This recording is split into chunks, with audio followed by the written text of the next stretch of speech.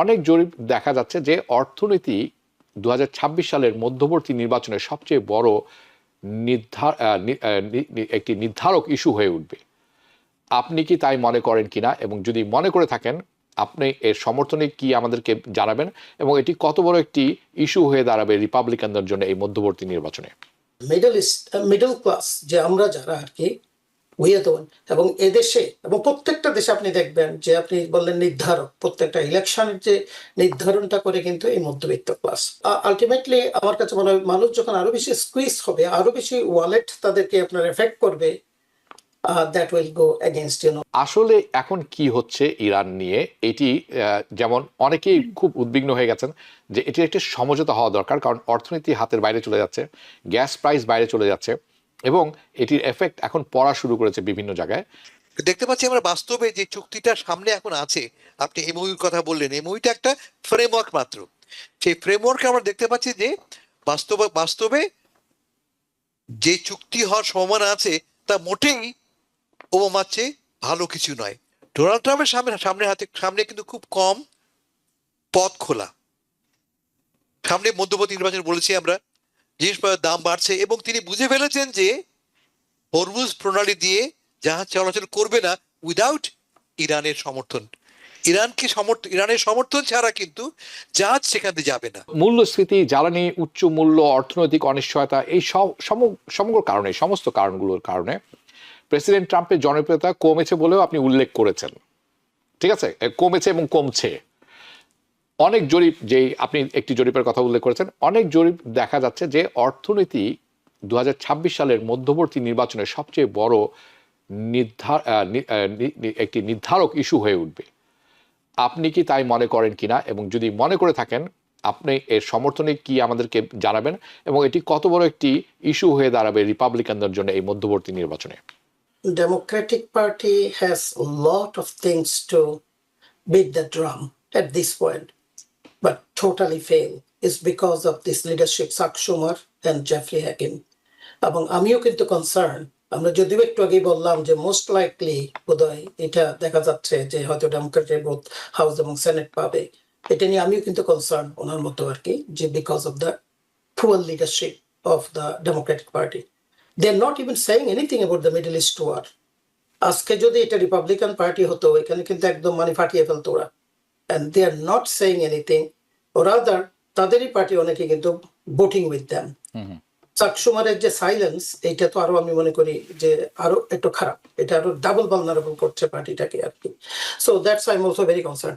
আচ্ছা, economy matter in this country at the end of the day, because আপনি দেখবেন যে এখানে কারা এফেক্টেড হচ্ছে, যে আপনি প্রাইস হাইকিং এর কথা বললাম, আমি ইনফ্লেশনের কথা বললাম, যে গ্যাসোলিন একটা বিরাট ব্যাপার, যেটা আমি আসলে নিজে গ্যাস ভরতে গিয়ে আমি অবাক হয়ে যাই, ডাবল পয়সা দিয়ে আমরা কিন্তু গ্যাস ভরছি। আর সে বলছে it's take a journey, people will have to actually absorb sometimes, for the greater benefit of the country. What greater benefit are we getting? সারা ওয়ার্ল্ডে কিন্তু আমরা কিন্তু এখন আপনার দেখা যাচ্ছে গৃহীত হচ্ছি। সে বলতেছে আমরা জার্নি নিচ্ছি এবং এটা খুব শিগগিরই হয়ে যাবে, and it's not actually happening. So কে বেশি এফেক্টেড হচ্ছে? আপনার মধ্যবিত্ত রিচ পিপল দ্বারা আমরা জানি যে it's not actually hitting their day to day life, their livelihood. এবং যারা those who are poor, vulnerable, more marginalized, they can actually seek some kind of government assistance. But middle class যে আমরা যারা আর কি উইয়াতন, এবং এদেশে এবং প্রত্যেকটা দেশে আপনি দেখবেন যে আপনি বললেন নির্ধারক, প্রত্যেকটা ইলেকশনের যে নির্ধারণটা করে কিন্তু এই মধ্যবিত্ত ক্লাস। মধ্যবিত্ত কিন্তু আলটিমেটলি কিন্তু দেখা যায় যে যে পার্টি যাক না কেন, সেটাই কিন্তু তারাই কিন্তু মেজরিটি ভোট দেয়। সো ইকোনমি এখন সমর্থনে যেটা আসলে যেটা হচ্ছে, আপনি হ্যাঁ সে বলছে যে ইকোনমি, আমার কাছে আমি তো বললাম একটু আগেই যে আমার কাছে যারা আর্টিফিশিয়ালি ম্যানেজ করছে, কারণ ইকোনমিতে এই অবস্থা হওয়ার কথা না, কারণ আমরা লং টার্ম হাই পেইড ওই ধরনের কোনো কিছু নতুন এন্টারপ্রেনারশিপ কিন্তু দেখছে না। Everyone is stall at this point. আপনি ইভেন এআই, আইটি জব যেই দিকেই বলেন না কেন, হয়তো আপনি আমাকে বলবেন যে হোয়াট আর ইউর স্ট্যাটিস্টিক্স।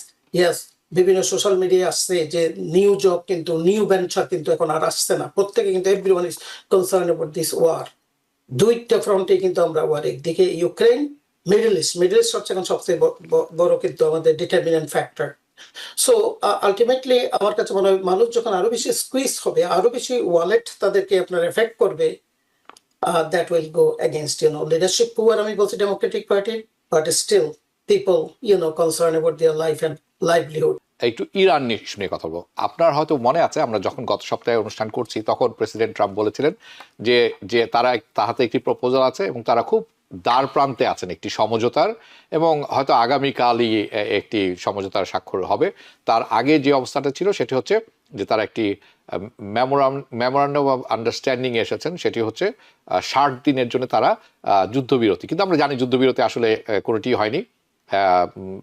এখান থেকে মিসাইল ছুড়লে ওখান থেকেও কুয়েতে যে আক্রমণ হচ্ছে, অথবা বলা হচ্ছে জর্ডান থেকে এসেছে আমি জর্ডানে আক্রমণ করি, এই ধরনের সবকিছু চলছে।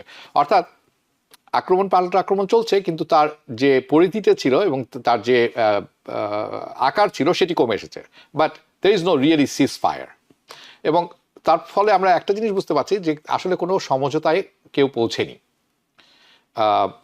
এটি একটি ব্যাপার। সেকেন্ড ব্যাপার হচ্ছে আসলে এখন কি হচ্ছে ইরান নিয়ে, এটি যেমন অনেকেই খুব উদ্বিগ্ন হয়ে গেছেন যে এটি একটি সমঝোতা হওয়া দরকার, কারণ অর্থনীতি হাতের বাইরে চলে যাচ্ছে, গ্যাস প্রাইস বাইরে চলে যাচ্ছে এবং এটির এফেক্ট এখন পড়া শুরু করেছে বিভিন্ন জায়গায়।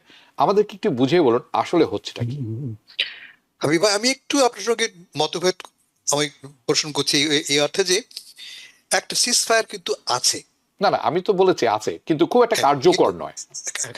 আমি সেটা মানছি। আমি উভয় পক্ষই চায় সিজ ফায়ারটা থাকুক, উভয় পক্ষই চায় একটা চুক্তি হোক, রাইট। কিন্তু কোন শর্তের ভিত্তিতে চুক্তি হবে এই নিয়ে টানা পড়েন। ট্রাম্প সাহেব বলছেন যে আমার প্রধান শর্ত হচ্ছে ইরানকে আমি কোনোভাবেই পারমাণবিক অস্ত্র বানাতে দেব না, কোনোভাবেই এমন চুক্তি আমি করবো না যে চুক্তিটা 2015 সালে বাইডেন এবং ওবামার সময় করা চুক্তির চেয়ে খারাপ হবে। আমার চুক্তি মাস্ট বি বেটার দেন ওবামার সময় করা চুক্তি। এইটা তার একমাত্র শর্ত। সব তুমি নিয়ে নাও, তোমার $32 বিলিয়ন তুমি নিয়ে নাও, সব নিয়ে নাও, কিন্তু এই যে একটা শর্ত, পারমাণবিক অস্ত্র প্রশ্ন তুমি আমার কথা মানতে হবে, কারণ এটা হচ্ছে তার রেড লাইন। কারণ তাকে কম্পিট করতে হচ্ছে কার সাথে? ওবামার সাথে। দেখতে পাচ্ছি আমরা বাস্তবে যে চুক্তিটা সামনে এখন আছে, আপনি এমওইউর কথা বললেন, এমওইউটা একটা ফ্রেমওয়ার্ক মাত্র। সেই ফ্রেমওয়ার্কে আমরা দেখতে পাচ্ছি যে বাস্তবে যে চুক্তি হওয়ার সম্ভাবনা আছে তা মোটেই ওবামার চেয়ে ভালো কিছু নয়। লিটারেলি ওবামার সময় চুক্তিটাকেই নতুন করে গড়া হচ্ছে।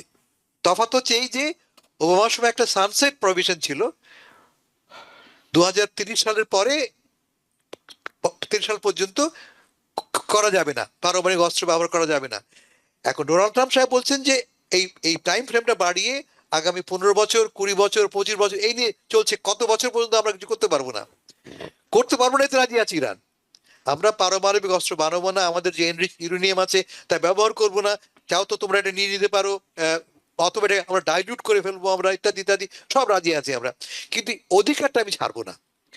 ইরান বলছে যে আমি একটা স্বাধীন দেশ, আমি এনপিটি মানে নন প্রলিফারেশন ট্রিটি স্বাক্ষর করেছি, আমি এই স্বাক্ষরের অধীনে আমার অধিকার আছে পারমাণবিক শক্তি ব্যবহারের শান্তিপূর্ণ কাজে, এই অধিকার আমি ছাড়বো না।